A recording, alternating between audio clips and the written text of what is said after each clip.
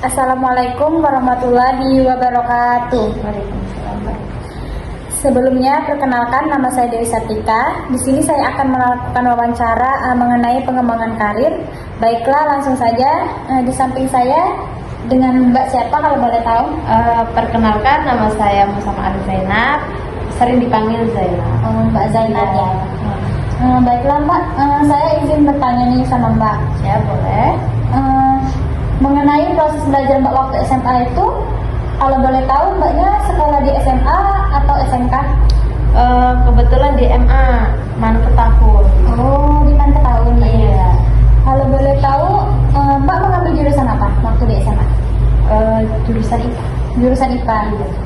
Alasan Mbak mengambil jurusan IPA itu apa ya? Pertama, kalau IPS itu tentang kebanyakan sejarah ya. Ya. Sedangkan IPA itu kebanyakan praktek. Nah, kebetulan saya suka banget kayak turun lapangan, kayak praktek-praktek kayak gitu. Jadi ya pas banget lah. Ya, Mbak tuh lebih suka yang langsung ya, kegiatannya tuh yang langsung gitu ya. Baiklah, kegiatan apa sih yang Mbak ikutin waktu semasa SMA? Kemarin tuh kalau nggak salah ada 2, pramuka sama PMR. Kebetulan kalau pramuka itu suatu yang kewajiban di organisasi situ sekolahan. Terus kalau PMR itu memang minatnya di PMR. Banyak sih kalau organisasi itu. Mbak kan memilih PMR kan? Apa hubungannya dengan jurusan Mbak tuh sama kegiatan Mbak yang ikutin PMR itu? Nah, kebetulan kan kalau PMR itu palang merah remaja. Nah, sedangkan pelajaran jurusannya Mbak kan IPA. Nah, itu termasuk ke situ juga. Oh iya, karena berhubungan dengan medis gitu kan Mbak? Iya. Oh iya. Terus ada nggak sih Mbak setelah Mbak lulusan SMA yang kemarin, ada nggak sosok seorang guru itu yang memberikan inspiratif setelah Mbak lulus SMA?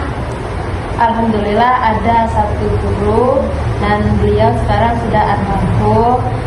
Beliau itu juga sering ngasih motivasi, ayo semangat kuliah, lanjutkanlah pendidikannya kamu.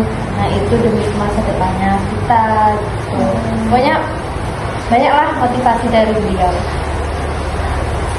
Setelah lulus SMA, Mbak tuh melanjutkan perkuliahan di universitas mana ya? Kalau boleh tahu. Kebetulan di UINFAS. Oh, di universitas kita ya. Oh iya. ya. Terus bagaimana sih Kak ketika Mbak memilih jurusan saat mau masuk universitas ini tadi? Kebetulan dulu tuh belum ada kayak tahu jurusan HKI, HTN, yang tahu cuma umum-umum doang. Nah, terus juga kebetulan minat juga dalam pendidikan. Nah, pilihlah kemarin tuh pendidikan agama Islam, PAI, sama PGMI, sama pokoknya 2 itu. Jadinya yang terpilih alhamdulillah PAI. Jadi Mbak kemarin tuh mengambil jurusan pendidikan agama Islam. Kan Mbak tadi kan waktu SMA-nya itu mengambil jurusan IPA kan? Ya. Lebih suka ke praktek langsung, turun lapangan. Terus waktu kuliah, kenapa Mbak mengambil jurusan pendidikan di PAI? Kenapa nggak Mbak lebih ke perawat hotel? Itu juga kalau pendidikan agama Islam juga kebanyakan praktik juga sih. Iya. Tapi dalam balik itu ini demi masa kedepannya. Kebetulan juga ini di daerah itu orang PAI, guru PAI itu langka atau jarang. Jadinya ya itulah kayaknya tertarik untuk anak juga dalam PAI. Mbak sekarang udah kerja kan? Setelah tamat kuliahnya udah kerja. Terus ada nggak sih Mbak tantangan besar ketika Mbak memasuki fase baru setelah lulus dari dunia perkuliahan? Banyak sih. Pertama itu mungkin ini pertama kalinya kerja, jadinya kayak agak kagok dikit lah. Agak canggung ya. Canggung. Belum bisa beradaptasi Mbak. Benar. Oh, ya. Terus ketika Mbak lulus perkuliahan, ada kesusahan nggak sih nyari kerja?